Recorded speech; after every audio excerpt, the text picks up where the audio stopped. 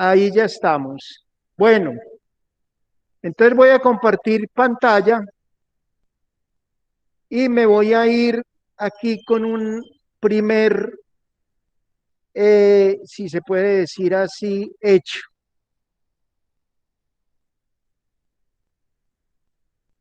Bueno, primero voy a compartir esto y luego hoy, bueno, a todos muy buenas tardes, bienvenidos a nuestro encuentro tutorial de los días sábados de problemas de la historia de Colombia. Antes de comenzar, quiero compartir con ustedes, ¿se acuerdan que ahora 8 días a todos les compartí de que había un libro muy interesante y me fui sin darles el nombre? Y esta semana algunos me escribieron: don Carlos, ¿cómo se llama el libro? Y entonces era que a mí se me había olvidado comentarles. Hoy se los tengo el nombre. Se llama Balas por encargo. Es un libro escrito por un escritor pereirano de la Universidad Tecnológica y es un libro que se consigue en cualquier puerto de revistas y en cualquier librería. El precio más o menos está entre 25, 30, 35.000 pesos. Y es un libro que cuenta un poquito, históricamente hablando, todo el proceso de dónde nació el narcotráfico en Colombia, que yo ya les conté que había nacido aquí en Pereira, y cómo se dieron las primeras escuelas de sicariato en el país, además de que cuenta algunos sucesos de cómo se involucró el narcotráfico en la clase política colombiana. Entonces es un libro muy interesante. Bueno, para continuar con lo nuestro, hoy vamos entonces a hacer una evaluación histórica, política, institucional, económica, social y humana de lo que fue el siglo XIX. Ya habíamos hablado de la época de la conquista y ahora ya nos metemos de lleno en lo que fue la época de la colonia. No me voy a detener mucho. ¿Por qué? Porque a partir dentro de 8 días ya estamos en la sexta tutoría. Entonces, en la sexta tutoría ya tenemos que empezar a sustentar la problemática, los problemas históricos actuales de Colombia. Entonces, ahora más tarde yo les digo con qué temas vamos a comenzar esa evaluación histórica donde son las sustentaciones de ustedes. Recuerden que hay algo muy importante. Me van a mandar las diapositivas y un resumen del trabajo el cual están investigando. Entonces, comienzo. La independencia de América constituye el símbolo más importante, no solo como ruptura del dominio y hegemonía española para la América colonial, sino en términos de civilización política moderna. Ya les había comentado, había un descontento, había una insatisfacción, había un aburrimiento total de los primeros pueblos. ¿Con quiénes? Con quienes llegaron de España a gobernarnos. Había un descontento total, nadie se los tragaba, empezaron los problemas, empezaron las situaciones, y como ya había empezado a aparecer una población que ya era originaria de América con cruce de españoles, entonces allí todavía se hizo más difícil toda esta situación. Hay una cosa importante, se marca en esos tiempos el hecho de la Revolución Francesa. En el siglo XVIII en Europa avanzó histórica, social y políticamente esa Revolución Francesa, tomando su símbolo más importante en la Revolución Moderna de Francia en 1789. ¿Qué marcó la Revolución Francesa? Marcó el descontento de la población también por sus gobernantes, liderado por quién, por Napoleón Bonaparte. Y además de esto, apareció todo un proceso donde aparecen los derechos de los seres humanos, donde aparecen, yo ahora 8 días les había comentado de eso, no solamente los derechos humanos, sino que aparece esa famosa revolución industrial, donde ya aparecen las primeras fábricas. Y entonces en América ya habían algunos letrados que se habían dado cuenta de lo que había pasado con la Revolución Francesa, y entonces ellos empezaron a decir, es la hora de que nosotros también busquemos nuestra independencia. La modernidad, esta es una revolución, es el eje central de lo que a partir de allí se conoce también como modernidad, un símbolo y un ejemplo de forma de organización social, política que responde a todo el bagaje del pensamiento filosófico político de la modernidad. Ese pensamiento filosófico en quien está centrado de pronto en una revolución socialista. ¿Quiénes fueron los primeros? ¿Recuerdan cuando en el colegio vieron filosofía? Carlos Marx, Federico Engels, ¿se acuerdan de ellos o no? Más o menos. Ellos fueron los primeros que hablaron de plusvalía, de la libertad del hombre, de que al hombre se le debía pagar lo justo. Y entonces allí empieza como a vislumbrarse todo eso lo que iba a ser esa modernidad. Y vino entonces también un hecho. Estos primeros filósofos antiguos, antiguos no, de finales del siglo XVIII, comienzos del XIX, empezaron a hablar de la libertad, la igualdad y la fraternidad. Esa fraternidad es la unión de los pueblos, la libertad de los pueblos, la libertad del yugo no solamente español, sino también inglés, porque en ese momento habían colonias inglesas en Centroamérica. Este proyecto moderno que puso fin al absolutismo en cualquiera de sus formas se instauró el gobierno representativo sobre instituciones políticas que se fundamentaban en la soberanía popular. La soberanía popular de ese tiempo, ¿qué nos habían dicho? Que era el virrey, que era el rey de España. Pero ya los que habitaban esta zona dijeron, no más, tenemos que sacudirnos y liberarnos y buscar la independencia de nuestro país. Bueno, no me voy a detener mucho, voy como a grandes pasos. Bueno, esto es muy importante. Por otro lado, anterior a la Revolución Francesa, pero cimentando en las ideas ilustradas de Francia del siglo XVIII, ocurrió la independencia de los Estados Unidos. Estados Unidos en ese momento no tenía el papel figurativo que tiene hoy en día, porque en algún momento, sorpresa pues para todos, para que no se les olvide, Estados Unidos fue colonia ¿qué? De Gran Bretaña, colonia inglesa. Lo que pasa es que ellos lograron también esa independencia. Los norteamericanos, los Estados Unidos logró esa independencia del yugo británico, que rompió con la hegemonía inglesa en los territorios norteamericanos y llevó una forma de organización avanzada para la época, institucionalidad federal y autónoma, lo cual se constituyó en un símbolo para contener un doble proceso. O sea, en ese momento, la esclavitud de los negros sigue, pero el Estado ya piensa como Estado, el Estado norteamericano. Y eso también lo toman como ejemplo ¿quiénes? Los habitantes de esta zona, los que vivían en América. Simón Bolívar, el general Santander, Antonio Nariño, que eran los grandes próceres de la independencia de las 5 repúblicas bolivarianas, que eran Venezuela, Colombia, Ecuador, Perú y Bolivia. Ellos empezaron a infundir que si Estados Unidos se había independizado, porque ellos también no.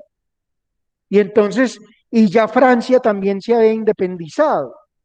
Entonces empezaron ellos a buscar la forma también de encontrar esa hegemonía para romper ese yugo de esclavitud español que tenía sometido a toda esta parte de América. ¿Hasta aquí alguna pregunta o no? ¿Está muy claro todo? Bueno, entonces aquí viene un cuadrito de la independencia anticolonial.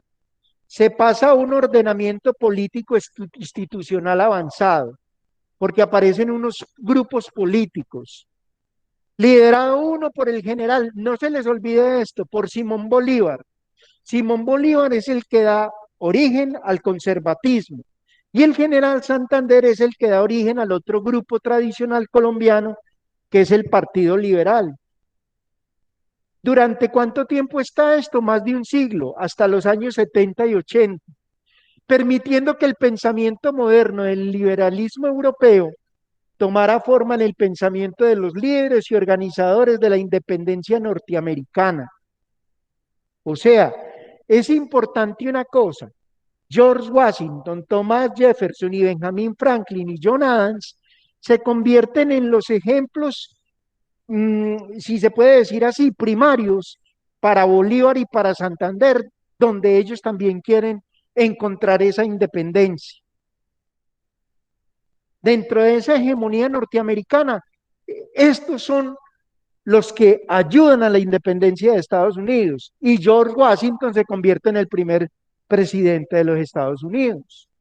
Bueno, en la América española, la independencia entonces estuvo enmarcada en ese proceso de transformación europea y estadounidense. O sea, para nosotros, ese fue el ejemplo para nosotros decir, vamos a tomar esa decisión y nos vamos a independizar. No más yugo español. Los portugueses hacían presencia en Brasil, y en Brasil también se estaba presentando el mismo fenómeno, los cuales fueron tomando fuerza también en un pensamiento ilustrado y liberal en los líderes de la independencia. Ya les había comentado esto: Bolívar, Nariño, Torres y Santander. El general Bolívar, Nariño, Camilo Torres y el general Francisco de Paula Santander. La independencia de Colombia entonces también abrió preguntas sobre la mejor forma de organización para el país. ¿Cómo nos organizamos? Empezaron a decir en la época de la colonia los que ya estaban en Santa Fe de Antioquia, en Santa Fe de Bogotá, los que estaban en San Juan de Pasto, los que estaban en Popayán, donde habían aparecido los que estaban en Santa Marta, en Cartagena, esas primeras ciudades que se fundaron, porque esas primeras ciudades no se fundaron bajo dominio criollo, bajo dominio colonial, se fundaron fue bajo el dominio del yugo español. Ustedes han visto, los que viven en Cartago, que hay una casa del virrey. En Cartago hizo, y tengo estudiantes de acá que conocen la casa del virrey en Cartago, allí hizo presencia el conquistador Jorge Robledo. Y en algún momento, miren, les cuento esto que es muy hermoso. Inicialmente, Pereira la quisieron fundar en el Cartago Viejo, y en algún momento, por ahí en 1910, trataron de traer a Cartago para Pereira, pero esto no funcionó. Y por eso es que hay una cercanía y hay una relación muy estrecha entre Cartago y Pereira. En algún momento de la historia de Colombia, Cartago pidió que lo unieran al departamento de Risaralda, no que se exhibiera, porque decían que los cartagüeños se sentían abandonados siendo del departamento del Valle. Y si ustedes se dieran cuenta, hoy en día, en la lógica, muchas personas de Cartago trabajan en Pereira, muchas, y muchas personas de Cartago vienen, laboran en Pereira y nuevamente regresan en la noche a Cartago, así como muchas personas laboran en Pereira y todos los días viajan a Manizales o viajan a Armenia. Por eso el nombre que le han dado políticamente a Pereira, la ciudad del eje, el centro. Bueno,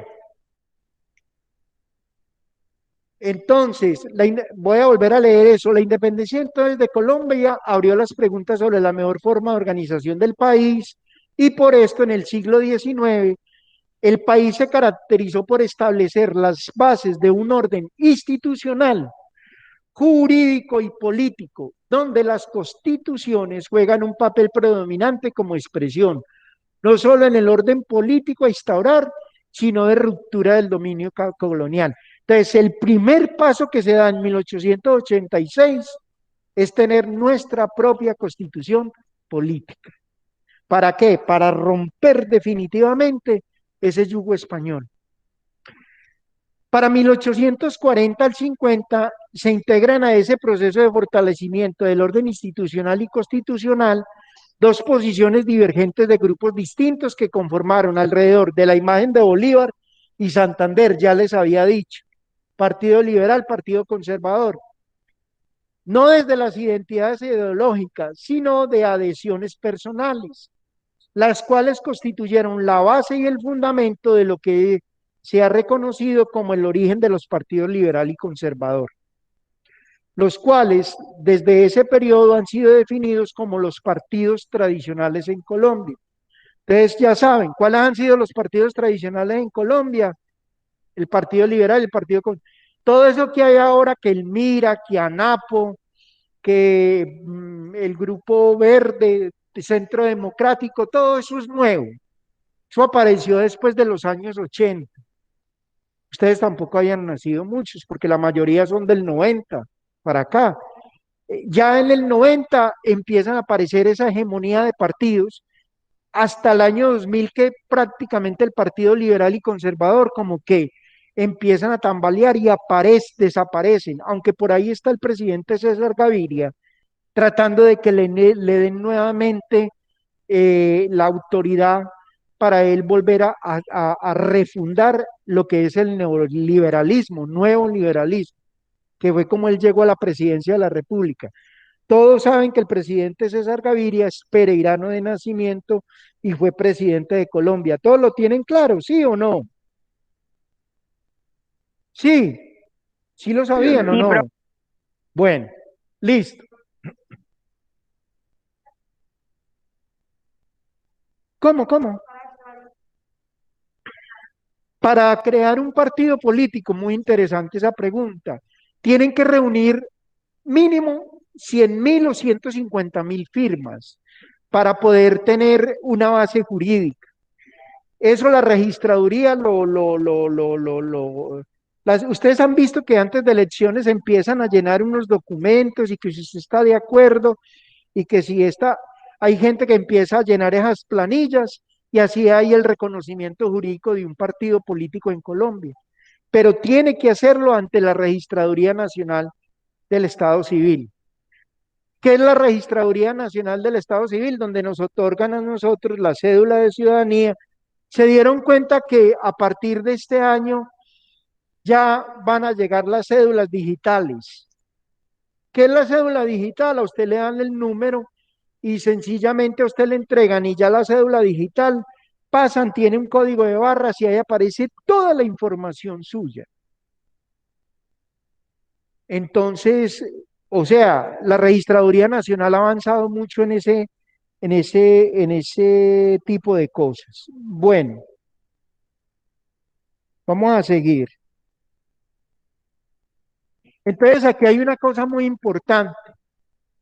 Esas órdenes ideológicas constituyen la base y fundamento del reconocido de los partidos liberales, los cuales desde este periodo han sido definidos como los partidos tradicionales. Y esto que es muy importante, que han sobrevivido y usufructuado el poder hegemónico de la política colombiana hasta nuestros días. Miren, aquí hay una cosa muy importante que ustedes deben de saber.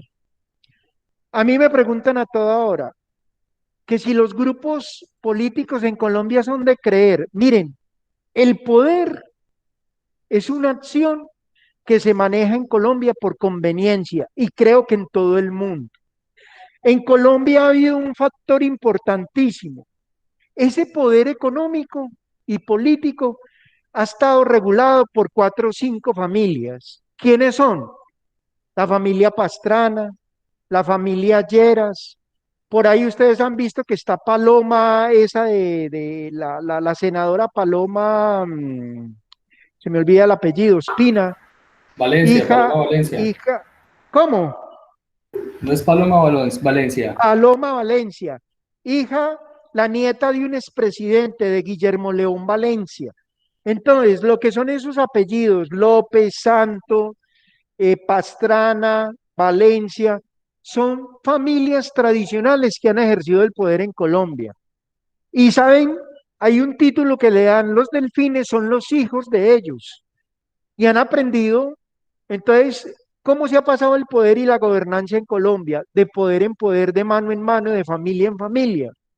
¿Eso hasta cuándo? Hasta el siglo, terminando el año 2000, eso hubo una ruptura completa de eso.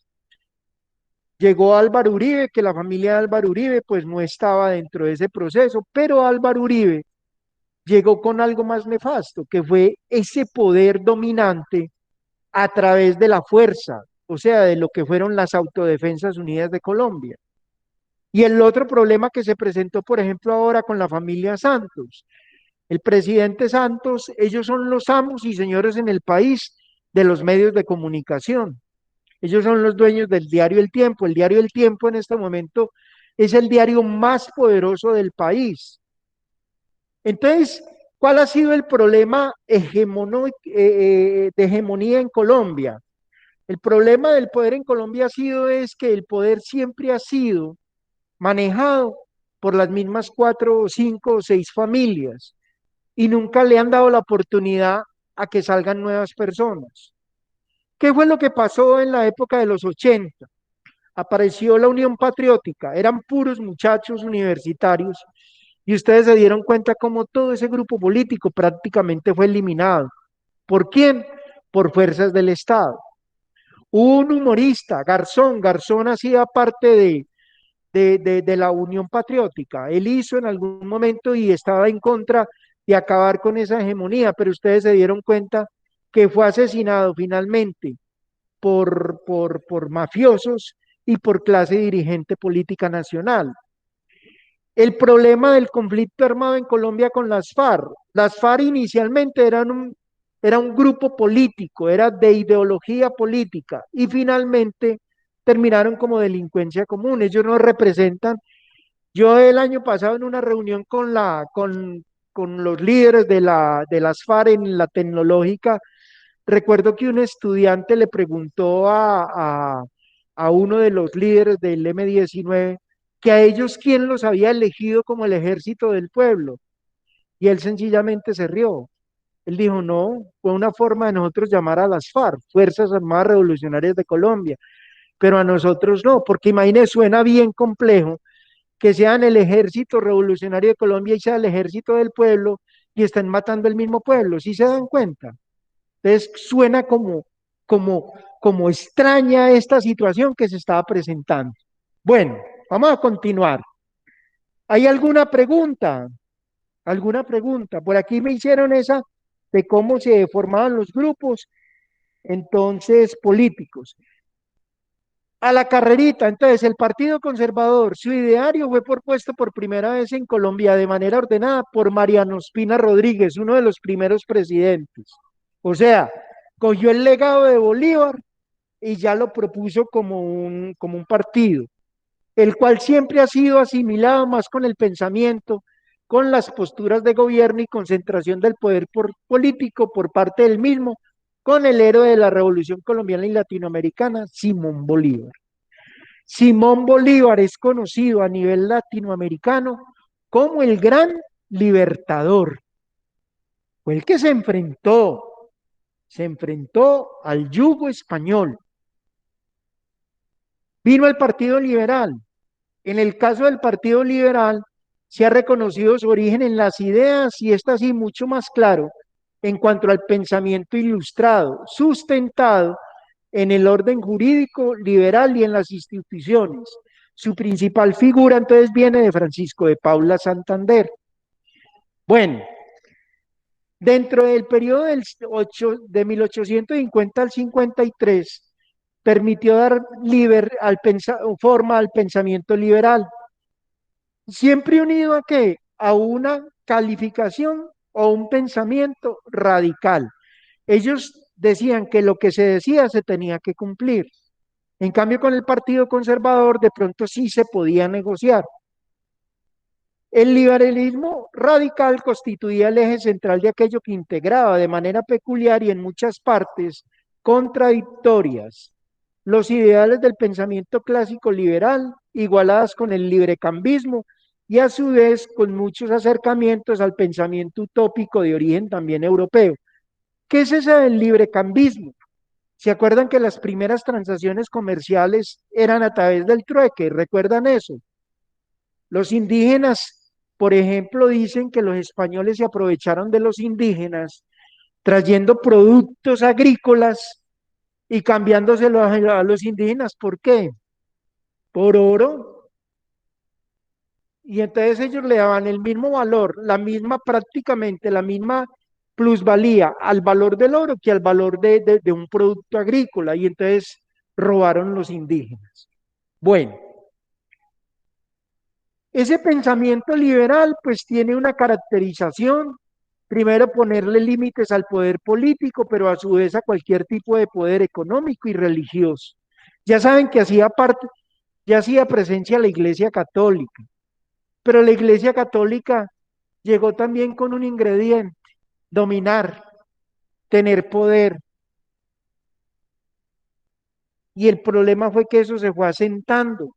Y entonces la iglesia empezó desde los púlpitos, de acuerdo al que estuviera gobernando, a pregonar y a decir que era bueno y que era malo para el país. Ya gracias a Dios, por ejemplo, con la nueva constitución, hubo algo muy importante, porque en la antigua constitución del 86, imagínense que decía que todo colombiano estaba obligado a someterse a la religión católica. Ya después con la constitución del 91 ya hay libertad de credo. Ustedes se dieron cuenta que de un momento empezaron a aparecer todas esas iglesias protestantes, las iglesias de garaje, todo, porque rompieron un poquito con esa libertad religiosa. Federico Engels decía que lo más peligroso para un pueblo era que porque corrompía la libertad del pueblo era la religión y la política. Razón tenía. Porque miren, en esta época, muchachos, los que están en casa y ustedes que están aquí, esto fue dramático para el país, porque mucha gente en el país solamente murió por decir que era conservador o que era liberal. Imagínense que a uno lo mataran por ser político. Y también la iglesia contribuyó, esto lo tengo que contar con mucha tristeza, la iglesia contribuyó para que muchos de estos asesinatos que se cometieron con el visto bueno de la iglesia católica. Bueno, también hubo, dentro del pensamiento liberal establecieron la propiedad privada y el libre comercio y pone énfasis en el individuo, no en la comunidad, por la importancia que le da a la libertad individual. Y en Colombia particularmente, las ideas liberales buscaron ponerle límites a un poder central, instauraron un régimen federal en que cada estado, entonces ahí sobresalían Antioquia, Panamá, Bolívar, Magdalena, Santander, Boyacá, Cundinamarca, Tolima y el Cauca. Tenía autonomía frente al poder central. Es más, cuando el Cauca tenía ese poder, no existía el Valle del Cauca, todo esto era territorio de Popayán y nosotros éramos territorio de Antioquia. ¿Se acuerdan que en algún momento les comenté que Antioquia quiso ser Antioquia federal? Quiso tener el poder de los 5 departamentos. Bueno, esto se los cuento así como a grosso modo. Voy a seguir aquí como un poquito más rápido. Bueno, durante varias décadas las ideas liberales predominaron en el país. Sin embargo, el gran problema fue tratar de introducir estas ideas modernas en un país premoderno, en un país donde estaba todo mundo aburrido, había un desencanto, veían que había una desigualdad y su calado en el país no tuvo mucho asiento. Sin embargo, se caracterizó por qué. Oiga, pues todo lo que hicieron los liberales. Desarrollaron los ferrocarriles, pero los ferrocarriles pasó una cosa muy triste. En los años 80, terminando los 90, Colombia en un error graso por ayudarle al gremio del transportador, desaparecieron los ferrocarriles. Ahora están tratando nuevamente de aparecer. Por ejemplo, les cuento, en este momento están tratando de recuperar la vía férrea, toda la vía férrea de el Valle del Cauca hasta Risaralda, por todas las empresas grandes que hay en el Valle del Cauca y en Risaralda, para la exportación de sus productos y llevarlos hasta Buenaventura. Eso en los años 80, finales del 90, había desaparecido. Pero ¿qué ha llegado también a cambio de los ferrocarriles? Llegaron, por ejemplo, Medellín fue la primera ciudad que dio el paso hacia el metro. Es la única ciudad del país que tiene metro.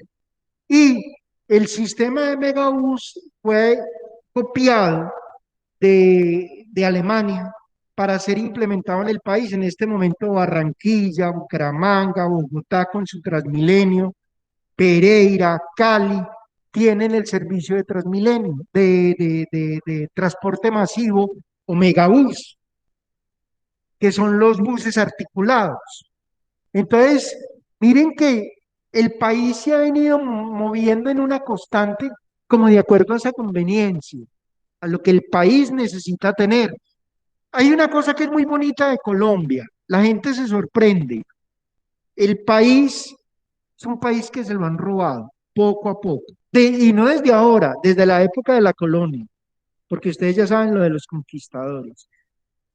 Y hay muchos politólogos y hay muchos pensadores que dicen, ¿qué tal que a Colombia no se lo hubieran robado y fuera un país donde sus políticos realmente hicieran? Si ahora tenemos calidad de vida, ¿ustedes se imaginan cómo estaría Colombia?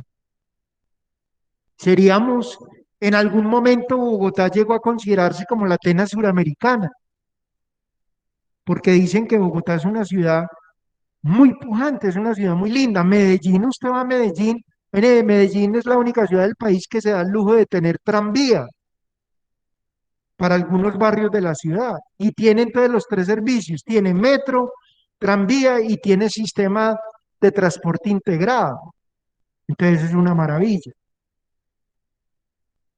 Entonces ustedes se imaginan donde Colombia realmente los grupos políticos no hubieran jugado el tema de la corrupción. Hoy por hoy seríamos un país, huepucha, totalmente desarrollado y avanzado. Mire que Chile nos lleva de pronto unos añitos adelante, pero es que Chile sí le apostó desde un comienzo a esa transparencia dentro del manejo político. Una de las cosas también positivas fue la garantía de las libertades individuales. En Colombia hay libertad de expresión, en Colombia hay libertad de creencia, en Colombia hay libertad de culto y hay libertad de prensa. En otros países, miren lo que pasó en Venezuela. En Venezuela en este momento no hay nada de eso, porque cualquier persona que se pronuncia contra el Estado es considerado un traidor.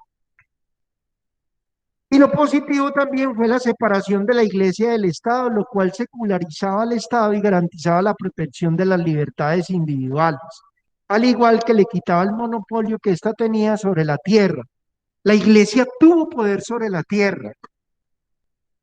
Es más, les quiero contar, en el Concilio de Trento, las primeras familias que tuvo la Iglesia Católica, los primeros sacerdotes que tuvo la Iglesia Católica, corrijo, eran casados y por eso se ha debatido tanto. ¿Qué fue lo que pasó? Que después del Concilio del Trento apareció el celibato, donde decían de que las mujeres no podían ejercer el sacerdocio, pero que el hombre sí lo podía ejercer, pero no se podía casar. ¿Y cuál fue el tema ahí? El tema fue de poder, de tierras, porque moría el sacerdote y normalmente, ¿qué tenía el sacerdote? Una esposa y unos hijos. Y entonces entraban a reclamar sobre esos territorios. Y con el Concilio del Trento todo eso se va al suelo. Y entonces dicen que el celibato. Ahora, el Papa Francisco se dieron cuenta que ahora que va a haber un nuevo concilio, que va a haber un sínodo de obispos, por primera vez una mujer va a estar invitada al sínodo de obispos, porque ellos dicen que la figura de la mujer hoy por hoy es una figura muy importante. Bueno, igualmente, como positivo, la soberanía del Estado y una cosa que desapareció con el Partido Liberal fue la pena de muerte. En Colombia hubo pena de muerte. Las negativas, hubo un desarrollo desproporcionado en los principales estados, pero no de la nación como conjunto. O sea, unos estados empezaron a sobresalir más que otros. Antioquia siempre ha sobresalido. Los Santanderes también han tenido su representación. Cundinamarca también ha tenido una representación. Ahora en estos tiempos modernos, por ejemplo, tiene mucho peso el eje cafetero, el Valle del Cauca. Cauca ya no tiene tanto peso. Miren, miren cómo han cambiado los tiempos. Ya el Cauca, que anteriormente era el Chacho, ya no tiene ese peso. Nariño no tiene ese peso. Boyacá ya no tiene ese peso. Pero Cundinamarca, Antioquia, la zona del eje cafetero, Atlántico, empiezan a tener un papel representativo dentro del país. Y lo negativo fue que ellos, por querer controlar varias zonas del país, hubo guerras entre algunos estados. Dentro de esas guerras, pues hubo varias, la de los 1000 días, la guerra entre centralistas y federalistas, una guerra que hubo entre 1839 y 1841, que fue conocida como la Guerra de los Supremos, y así hubo otras guerras, pues que no me voy a detener en ellas. Siempre que buscando el predominio de esas zonas del país sobre otras. Pero ¿qué era lo que necesitábamos nosotros tener en el país? Un país que, uno, único, un solo país, un solo estado. Bueno, me voy a ir un poquito más adelante. Eh, a partir de cuando empieza Colombia, la hegemonía conservadora. Venga, que aquí me salté una cosa que es muy importante. Entre 1884 y 85, entonces los liberales se oponían a todas las políticas centralistas del gobierno de Rafael Núñez. Rafael Núñez fue nuestro primer presidente, uno de los primeros, porque Mariano Ospina Rodríguez fue, creo que, el primero, pero dentro del proceso de emancipación del país. En la batalla de la Humareda triunfó el conservatismo y con ello se dio fin a la Constitución Liberal de los 1863. Entonces, a partir de ese momento, Colombia comienza una hegemonía conservadora que va a estar presidida por Rafael Núñez, pero que está sustentada doctrinal e ideológicamente en las propuestas de Miguel Antonio Caro. Las propuestas hechas por Miguel Antonio Caro se van a materializar en la Constitución del 86, la cual regirá hasta 1991, cuando fue que apareció la otra Constitución. Entonces, como principales puntos, dice los Estados Unidos de Colombia, eso es algo importantísimo. Al comienzo, Colombia no se llamó República de Colombia, sino que le habían dado ese nombre, República de los Estados Unidos de Colombia, por todos los estados que tenía, y como acogiéndose un poquito a lo que era la Constitución norteamericana. Cambian su nombre, entonces los Estados Unidos de Colombia con su sistema federal cambian su nombre a República de Colombia, donde dichos estados se convierten en departamentos y son controlados por un estado centralista. El estado centralista siempre ha sido Bogotá. En algún momento quiso ser Popayán y en algún momento Santa Fe de Antioquia también luchó para hacerlo, pero siempre Gonzalo Jiménez de Quesada, que fue el que fundó Bogotá, dice que era la ciudad más importante del país. La rama ejecutiva adquirió grandes poderes, disminuyendo lo del legislativo. En Colombia hay tres ramas del poder público. ¿Cuáles son? El poder ejecutivo, legislativo y judicial. No las olviden.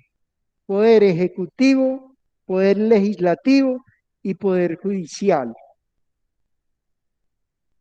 El periodo presidencial, comenzando con la época de los conservadores, se extendió a 6 años, no eran 4 y 6, y se dieron cuenta que ahora, la semana pasada, están hablando de dejar 2 años más al presidente Duque. Dios nos libre y nos dé la... No, Dios mío, 6 años duró todo este proceso. La Constitución era nacional, aplicada para todos los departamentos. El ejército se convierte en nacional y se centraliza. Y además de eso, la religión católica pasa a ser un elemento fundamental para el Estado, encargándose, oiga pues, encargándose, le dieron el poder de la educación. Entonces, ¿Cómo fuimos educados muchos de nosotros? Ahora no, con un miedo, en base a un fundamento, el temor a Dios. A Dios no es tanto tenerle miedo, temor, porque el verbo que más utiliza Jesús para llegar a Dios es el verbo del qué, del amor, no del temor. Entonces, a nosotros, ¿qué fue lo que hizo la iglesia con el Estado? Sencillamente para controlarnos, para dominarnos y para todo, sencillamente a la gente le empezaron a infundir ¿qué? Miedo, terror. Entonces, cualquier cosa que se hacía, yo recuerdo que yo era muy niño y a toda hora los sacerdotes utilizaban la palabra pecado, pecado, pecado, pecado, pecado, pecado, pecado, pecado, pero nunca hablaban de qué, del Dios amoroso, del Dios que nos acoge y que nos perdona. Y entonces, ¿eso qué llevó a que el país se convirtiera socialmente en un país sometido? Imagínense, salimos del yugo español para que otras personas, liberales y conservadores, y en este caso los conservadores, empezaran a dominarnos también como socialmente. Entonces, miren, son unos vicios en los que cayó el proceso histórico de Colombia. Y yo se los cuento así porque no hay otra forma de contarlo.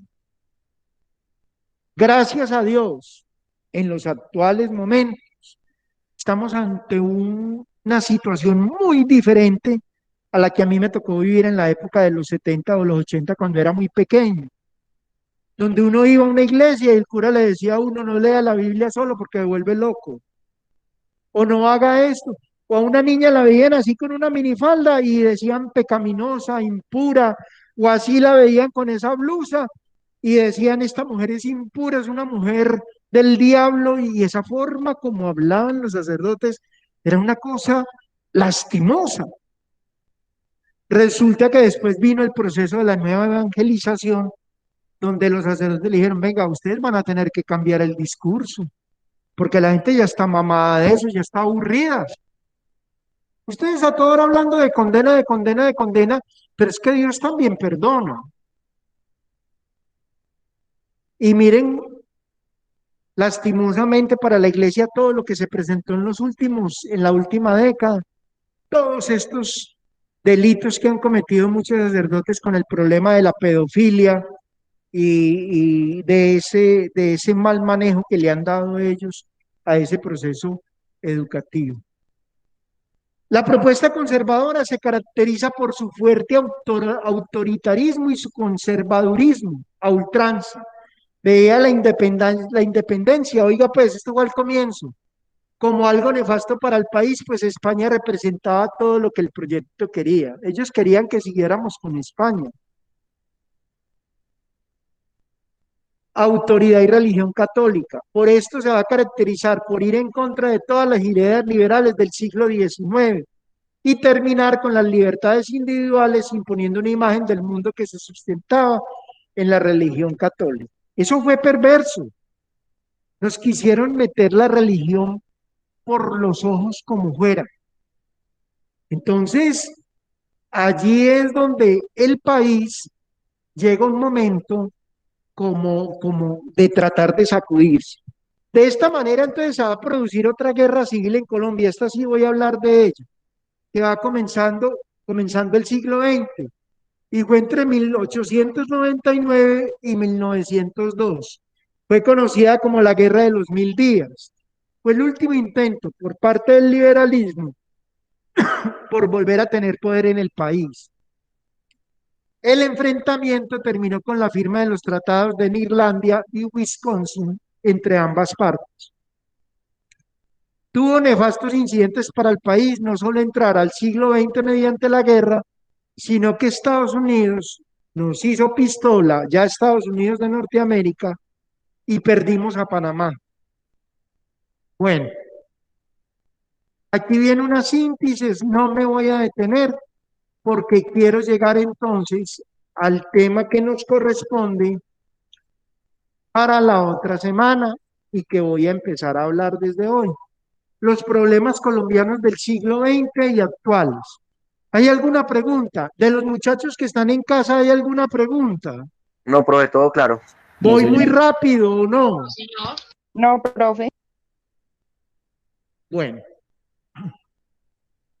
entonces, ese siglo XX comienza en el año 1901. Comienza. Los temas más importantes son, como ya les venía contando, la hegemonía conservadora, hablan de los derechos de los sindicatos, la revolución en marcha y la reforma agraria. Miren que ya empezamos a formarnos como Estado. Viene la hegemonía conservadora, las huelgas, el tema del café, el tema del autoritarismo y el problema de la industrialización. Pero entre el 46 y el 57 se presenta un hecho que son la violencia.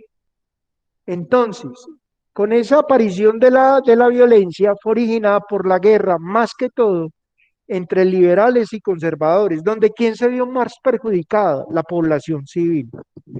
Y de allí es donde aparece Camilo Torres y aparecen algunos dirigentes que en su época marcaron un poquito ese inconformismo con lo que estaba pasando en el país y por allá a mediados de siglo, con todas esas ideas de que decían de que el país estaba gobernado solamente por dos grupos tradicionales y que cada grupo tradicional tenía una familia que dominaba, entonces se formaron esos grupos revolucionarios. Son grupos alzados en armas, pero no por lo que pasa hoy, sino por una ideología. Ahora es porque son delincuentes comunes que se están logrando un beneficio del narcotráfico. En esa época sí era de pronto de ideología y aparecieron los grupos revolucionarios. Más que todo,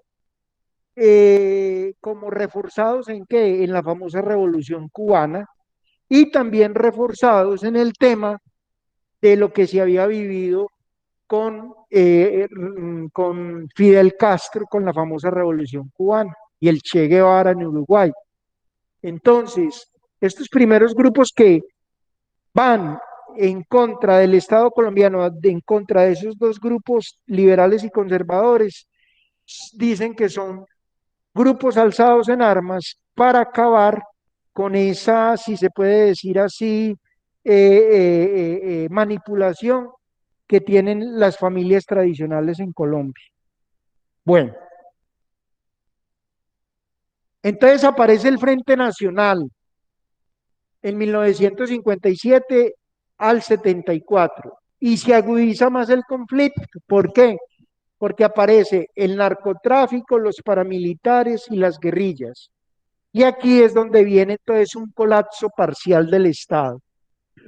Hubo un momento, oiga, hubo un momento que el narcotráfico en cabeza de Pablo Escobar le ofreció en ese medio de ese colapso parcial del Estado, al Estado, él le pagó, le ofreció al país que ellos, los narcotraficantes, podían pagar nuestra deuda externa, a lo cual el Estado se negó. Otro de los intentos que hizo Pablo Escobar fue llegar a la Cámara de Representantes, pero tampoco lo pudo hacer. Esto fue mejor dicho, fue una situación muy difícil. Y cuando la muerte del papá de Álvaro Uribe Vélez, es que aparecen las AUC, que son las Autodefensas Unidas de Colombia y los grupos paramilitares, que allí vienen los hermanos Castaño, Fidel, Vicente y varios de otros hermanos, fundamentando todos estos grupos para controlar no solamente a esos grupos guerrilleros, sino también al narcotráfico. Pero finalmente, medio del conflicto, entonces, tanto paramilitares como guerrilleros terminan involucrados en el narcotráfico. Bueno, y el tema de las guerrillas que aparecieron pues involucradas en él. ¿Cómo se intentó solucionar todo esto? Entonces con la Constitución del 91. Pensamos que con la Constitución del 91 el país iba a respirar de otra manera, que el país por fin iba a poder encontrar una identidad propia. Pero el problema más grave de todo era de que la corrupción seguía haciendo presencia. Entonces, ahí sí fue muy difícil, como se dice, entrar a corregir todo lo que estaba pasando. Bueno,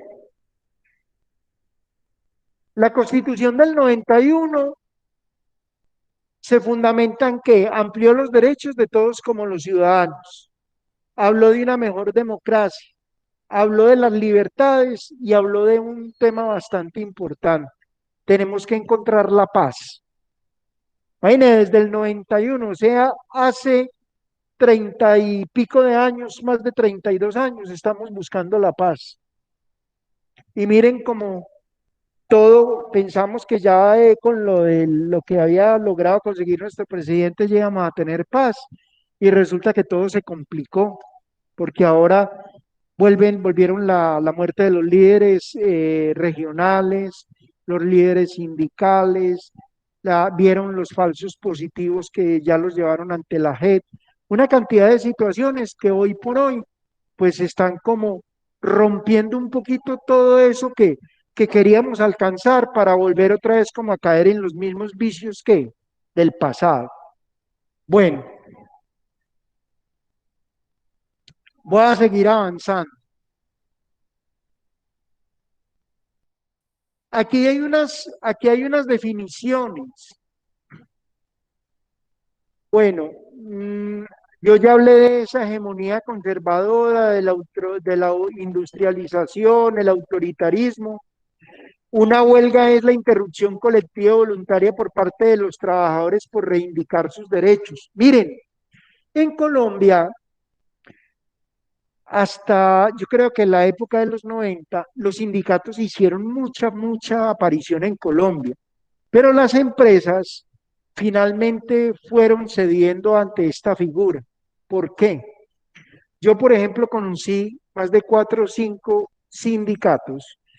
Los sindicatos se hicieron ¿para qué? Para fortalecer, para ayudar, para colaborar en los derechos de los trabajadores. Ellos eran los que, cuando a un trabajador se le violentaban sus derechos como trabajador, el sindicato decía, venga un momentico, ¿por qué? O sea, defendían a capa y espada al trabajador. Pero después, estos sindicatos fueron dando como vuelta a su contexto. Y entonces uno conoce sindicatos en el país que prácticamente fueron desapareciendo. Hay de pronto algunos, por ejemplo, el sindicato de la federación, la de FECODE, que es la de los educadores, uno de los sindicatos fuertes del país, pero hay muchas dificultades. ¿Por qué? Porque parece que estos sindicatos también es donde se abusa del poder y los beneficiarios son los que están en las altas directivas. Entonces, por ejemplo, está la CUT, la Central Unitaria Trabajadora. Claro, ellos salen a marchar y todo eso, pero el que lleva del bulto es el pobre trabajador. Entonces, la figura del sindicalismo en Colombia es una figura que yo prácticamente digo que hoy en día no está mandada a recoger, pero yo creo que en unos 5 o 6 años va a estar mandada a recoger. ¿Por qué? Porque ya las empresas no permiten que haya de pronto este derecho que en algún momento adquirieron los trabajadores de sindicalizarse. ¿Por qué? Por el mismo manejo que le hicieron los mismos trabajadores. Bueno, eh, hay una reforma agraria. ¿Quién iba a hablar? Profe, sino que es que ahora se me cayó el internet, no sé si me perdí algo importante. Sí, cuéntame. No, por eso, profe, que ahora el internet se me cayó, pues no tengo internet por un corto tiempo y no sé si me perdí Bueno, algo importante. tranquilo que como usted puede, la grabación queda en la plataforma, usted puede volverlo a ver. Listo. Bueno, profe, gracias. Bueno, en el país han existido unas reformas agrarias. Las reformas agrarias, ¿qué son? Es la necesidad de hacer cambios en la estructura agraria del país. Por ejemplo, ustedes se han dado cuenta cómo están los cafeteros, cómo están los ganaderos, cómo están los cultivadores, los que trabajan la parte agrícola, los ganaderos también. ¿Por qué? Porque muchas veces los precios internacionales, miren, por ejemplo, el precio internacional del café no lo dan en Colombia, lo dan en ¿dónde? En la bolsa de Nueva York, en la bolsa de Nueva York. O sea, el precio interno del café prácticamente a nosotros desde el exterior nos manipulan y nos controlan todos los mercados. Entonces los cafeteros hoy en día dicen que ellos producen prácticamente para la quiebra, que ellos no producen ganancias y que el costo de insumos, el costo de fertilizantes, el costo de para los insecticidas y todo eso los están llevando a la quiebra porque el valor que hay de la libra de café no corresponde, no está a la altura para toda la inversión que hay que hacer para un cultivo de café. Entonces, dentro de esas reformas agrarias, yo digo que al país lo han manipulado, pero vuelvo y les digo, ¿quién los ha manipulado? Los mismos dirigentes, los mismos que controlan el país. La violencia es un daño físico, psicológico o emocional por parte de un individuo hacia otro o de una colectividad hacia otra. Generalmente cuando los problemas entre estas no pueden ser solucionados por vías racionales. Gracias a Dios esa época de la violencia entre el Partido Liberal y Conservador se acabó, pero eso fue tenaz. Y tuvo un papel protagónico, o sea, no solamente los liberales y los conservadores, sino lo más triste de todo, la Iglesia Católica. Bueno, el Estado se caracteriza por tener un territorio definido, una población y un poder político que ejerce sobre los dos anteriores.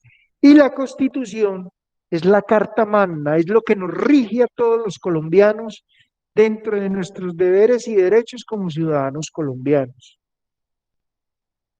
Queda triste a veces saber que no se cumple a cabalidad todo, porque en la Constitución dice que todos los colombianos tenemos derecho a ser libres, que todos los colombianos tenemos derecho a la educación, que todos los colombianos tenemos derecho a que se nos respete la vida, que todos los colombianos tenemos derecho a una vivienda digna. Pero no sé, Mosquera, y verá si usted puede tener eso. Usted tiene que ponerse pilas, porque no crea que la casa o la vivienda o la educación, mire, todos ustedes, los que están en casa y los que están acá, el semestre no se los paga el Estado. ¿Quién se los paga? Cada uno tiene que meterse la mano al bolsillo y lograr pagar. Entonces, a veces hay como una incongruencia entre lo que promulga el Estado y lo que realmente, lo que aparece en la Constitución con lo que realmente pasa en la vida real. Y los derechos es la protección y garantía que tiene todo ser humano frente a cualquier tipo de poder. Bueno, entonces, dentro del siglo XX, de la sociedad tradicional agraria, pasamos a los orígenes de un reformismo moderno. Colombia es un país que ha cambiado mucho. ¿Por qué? Veamos este cuadrito. De la industrialización a través de reflejada en la construcción de los ferrocarriles, Colombia es rica en café, en banano, en petróleo y, por ejemplo, en manufactura. Pero ¿qué pasó en el gobierno de César Gaviria Trujillo? Abrimos las puertas internacionales y ustedes vieron lo que ha pasado. Hoy en día prácticamente el país está, si se puede decir así, inundado de productos chinos. Y por eso hay tantas propagandas que nos están bombardeando en la televisión continuamente para que compremos los productos nacionales. Por ejemplo, en la manufactura, Pereira y Medellín eran conocidas como las ciudades más manufactureras del país. Es como hace días veía un documental, en Santander era la ciudad marroquinera del país. ¿Saben qué es la marroquinería? Los zapatos, los bolsos. Hoy por hoy, dicen los comerciantes en Bucaramanga y en Cúcuta, que el negocio, el contrabando chino los tiene prácticamente acabados. Miren, para muestra un botón, Colombia, por ejemplo, aquí en Pereira hay muchas fábricas de confección que han tenido que cerrar. Y ustedes han visto en ¿cómo es que se llama ese negocio de la 17, la feria de la ropa? ¿Cómo se llama? El centro comercial de la ropa. Uno encuentra jeans, Uno se queda aterrado, jeans de 15.000 pesos.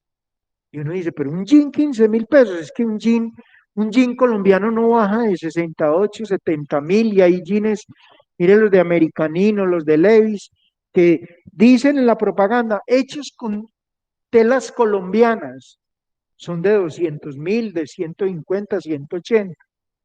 Pero usted compra un jean chino, 15.000 pesos, se lo compra, se lo estrena, y en la segunda lavada o le queda ancho o se le enchiquitó. O sea,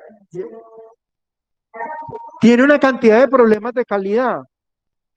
Entonces, miren, dentro de ese proceso de industrialización, Colombia se ha visto muy afectado. En el banano, nosotros somos un país, miren, ojalá usted probaran una banana centroamericana o un banano de cualquier otro lugar del mundo, y les digo que no se puede ni comparar a la calidad y a la ricura que tiene un banano colombiano. Pero ¿qué pasa?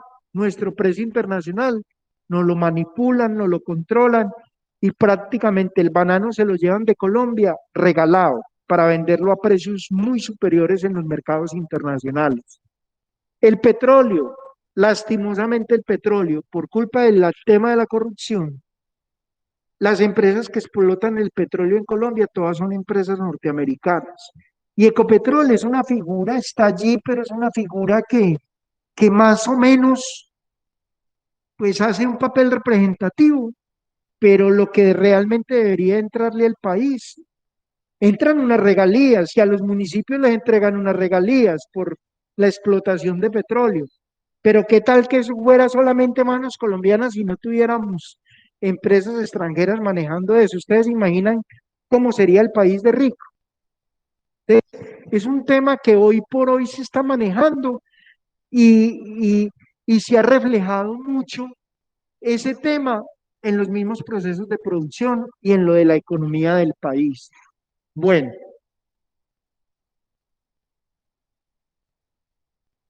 aquí hablan del proceso del crecimiento cafetero. Entonces yo lo que les quiero decir, para ir ya como organizando, para dentro de 8 días, entonces vamos a comenzar. Yo quería comentarles algo. Voy a dejar, ¿hay alguna pregunta hasta acá para yo suspender aquí? No, profe.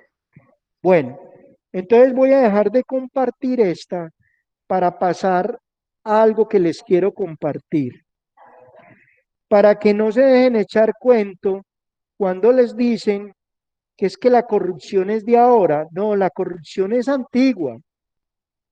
A la carrerita voy a compartir este documento.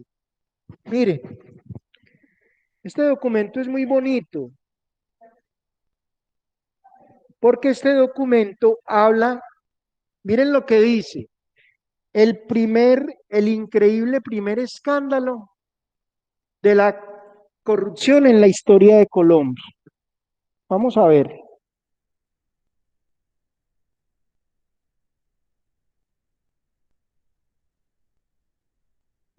Entonces dice, la pérdida de 5.000 pesos oro en la corona sacudió la lluviosa Santa Fe de Bogotá hace 4 siglos, o sea, hace 400 años.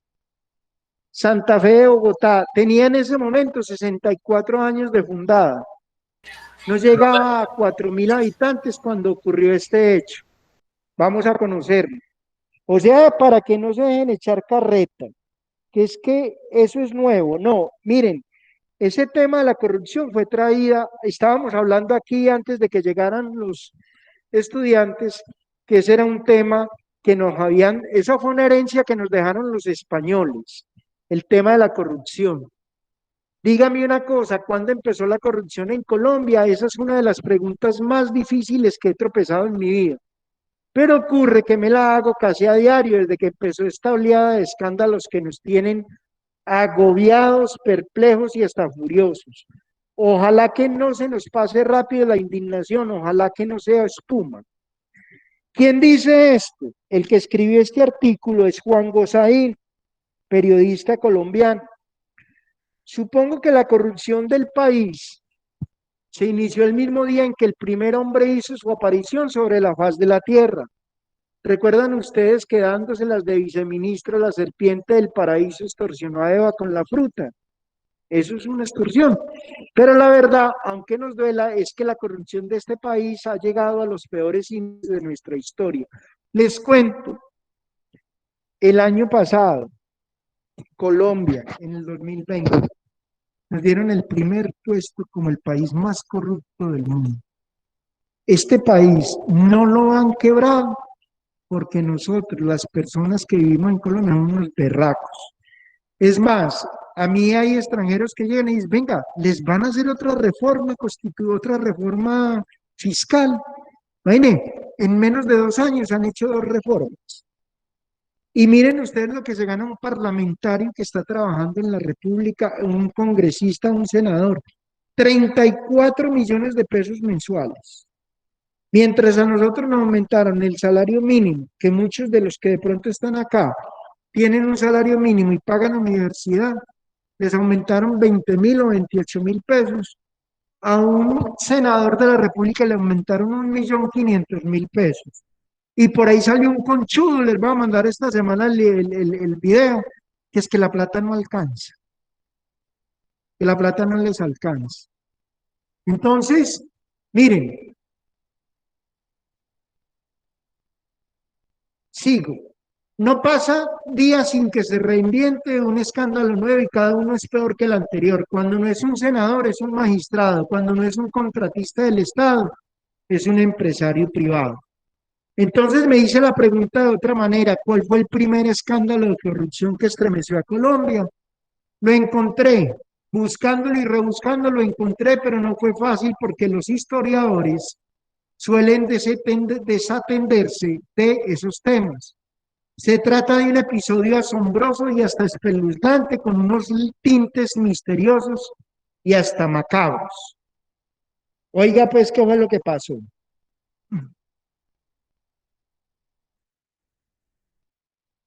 Vamos a ver lo que pasó.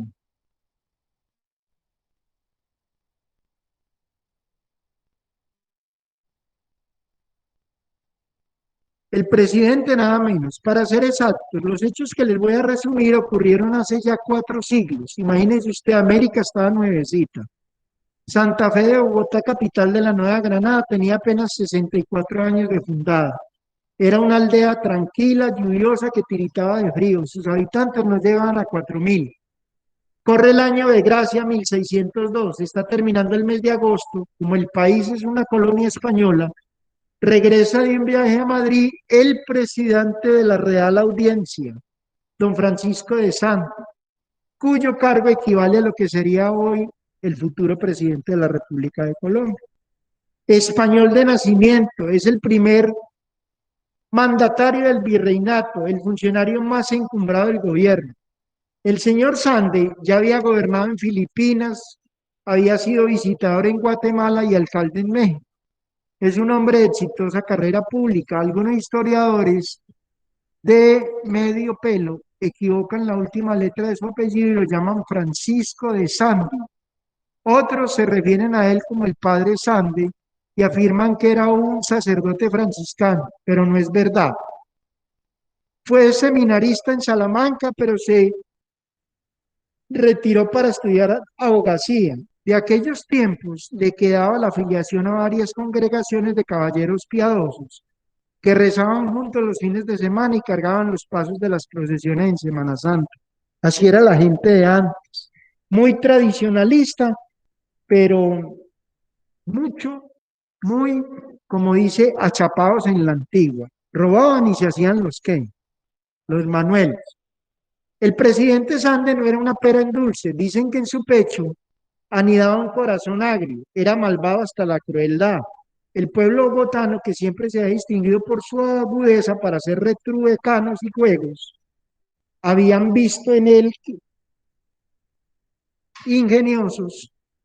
En las palabras lo llamaban el doctor Sangre, como era su apellido, sino doctor Sangre, le decían el doctor Sangre. Los indígenas le tenían el pavor y odiaba a los nativos. Ustedes imaginen, odiaba a los nativos, odiaba a la gente. Quedamos pues que el presidente Sande regresó a finales de agosto. En Madrid le habían entregado 5.000 pesos oro en efectivo para que los consignara en la tesorería del virreinato. Pero esa plata no aparecía por ninguna parte. En aquellos tiempos era una auténtica fortuna. Él, le dieron la plata en España y no la entregó, ya que el destino le encantaba hacer esas travesuras trágicas, como lo sabían muy bien Sófocles y todos los dramaturgos griegos. En esos mismos días también llegó a Bogotá el visitador Andrés de Mariaca, enviado por el gobierno español a investigar si eran justas o injustas las protestas que se multiplicaban contra Santo. Pero el visitador llegó gravemente enfermo y tuvo que guardar cama. La plata y el soborno. Total es que los 5.000 pesos andaban extraviados. Se embolataron en algún bolsillo. Desde su lecho de enfermo, el investigador Mariaca inició su trabajo ordenando para empezar que el señor Santos se retirara de la capital y se recluyera en Villa de Leyva, que hoy es una hermosa ciudad boyacense donde deberían permanecer hasta que concluyera el proceso en su contra. Voy voladito a ver si lo alcanzamos a leer. En ese momento, me fue.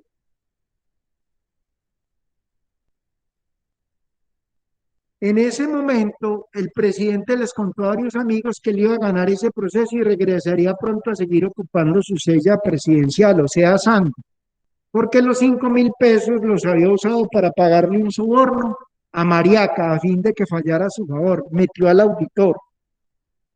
Como era de esperarse, porque siempre pasa lo mismo, aunque se trate del secreto más profundo. El chisme se regó de inmediato por toda la ciudad. Era comidilla en la plaza de mercado, en el atrio de la iglesia y en las casonas sectoriales. La gente no podía creer lo que estaba oyendo. Mientras tanto, el visitador Mariaca estaba cada día más grave y a los médicos había descartado cualquier posibilidad de que se salvara. En esas circunstancias estaba cuando supo que Sande había dicho de él y entonces citó a su lecho moribundo al arzobispo, a diferentes autoridades y a los integrantes de la Real Audiencia, que era el Tribunal de Justicia más encumbrado del país, como dijéramos hoy la Corte Suprema de Justicia. El país no aprendió la lección de los sucesos ocurridos en 1602 ni de tantos otros que vinieron después. La corrupción campea a sus anchas. Entonces, cuando llegaron los testigos, el visitador Mariaca, sediado ya por la muerte, se incorporó en su cama y exclamó con voz fuerte: juro por mi alma que soy inocente. Nunca he visto esos 5.000 pesos. O sea, el que se los robó fue Sandy, el primer presidente de la Real Audiencia que tuvo Colombia. Entonces, imagínense, este es un ejemplo muy bonito para que ustedes sepan el tema de la corrupción, y ahora lo estábamos hablando aquí con las compañeras que están en el grupo. Fue un tema que nos trajeron los españoles y ellos parece que lo hacían de muchas maneras. Era un vicio muy marcado dentro de la cultura española, ese tema de la corrupción. Lastimosamente el tema de la corrupción, por ahí va a haber un grupo que nos va a exponer, ese tema de la corrupción es un tema que está marcando fuertemente el país, porque miren, por ejemplo, por ahí está sonando mucho esta semana, comenzaron la vacunación de COVID-19, pero dicen que qué es lo que realmente hay detrás de esa problemática. Amanecerá y veremos con qué sorpresa nos salen. ¿Sí o no es así? Vamos a mirar a ver. Bueno, entonces quiero recordarles, son las 5:22. Dentro de 8 días comenzamos las sustentaciones. Dentro de 8 días comencemos. Ah, venga, muchachos, hay una cosa que me preocupa. En los exámenes nos fue muy bien. Quedé muy contento a nivel personal, quedé muy contento. En lo que estoy un poco aburrido es que faltan muchos estudiantes que no me han enviado ni la reflexión de No hubo tiempo para la tristeza, ni de los 2 documentales sobre la historia. Y yo creo que pues para poder, yo hoy ya paso notas y entonces espero que lo de la reflexión de No hubo tiempo para la tristeza me lo envíen. ¿Quién quiere hablar? Profe, el que dice que no hubo tiempo para tristeza, yo ya lo hice, no que es que no le puedo mandar en esos momentos, pero lo puedo mandar más tardecito o Sí, mañana. mándemelo más tardecito antes de que pase nota, sí, por favor. O sea, pero tengo tiempo en ese momento para mandarlo, ¿cierto? Sí, listo, no hay ningún problema. Listo, profe, muchas gracias. Entonces, dentro de 8 días, comenzamos con el tema del desplazamiento forzado. Comenzamos con el tema del paramilitarismo y con el tema de las guerrillas, que les toca a ustedes. Recuerde que me envían las diapositivas y ustedes desde casa nos van a ir contando. ¿Listo? Profe, una Sí, consultica. señora. Para nosotros ver las notas o ver que de pronto usted se haya recibido los documentos que nosotros le hemos enviado, ¿cómo hacemos? ¿Cómo podemos Pues validarlo? vea, ¿sabe qué iba a hacer? Muy buena la pregunta. ¿Quién me está hablando? Helenizado. Ah, no, Helen no tiene ningún problema. Helen ya le recibí todo. Helen no tengo Bueno, problema. muchas gracias. Profe, con Yo de Octavio, usted pronto, recibió lo mío. yo voy a mirar esta noche de quienes no tengo trabajos y yo les hago la llamadita, listo. A ver si fue que se equivocaron de dedo y lo mandaron para otro lado. ¿Les Ah, ok, parece? profe, yo le agradezco. Profe, muchas gracias. Bueno, listo. Entonces, muchachos, no olviden mandarme las diapositivas y mandarme el resumen del trabajo. Un abrazo, me alegra saludarlos. Un feliz fin de semana y una feliz noche, ¿oyó? Vale, profe, igualmente para usted, lo bendiga. Muchísimas gracias. Bien. Gracias, Bueno, profe, que estés bien. chao. Bueno, un abrazo. Profe, Chao, profe, que esté bien. Bueno, chao. profe, las diapositivas, son los temas que usted nos mandó en narcotráfico De y... los temas que les propuse para suspensión. Listo, Comenzamos dentro de 8 días. ¿Listo? profe, pero se lo mandamos también. Me los manda para yo tener pues la evidencia y ustedes ese día, ustedes proyectan o yo los proyecto aquí como Profe, quieran. y hasta con el plazo para enviarlo. ¿Hasta qué horas qué? Hasta con el plazo para mandar No, pues antes de la sustentación. listo, profe, listo. Muchas gracias. Bueno, chao pues.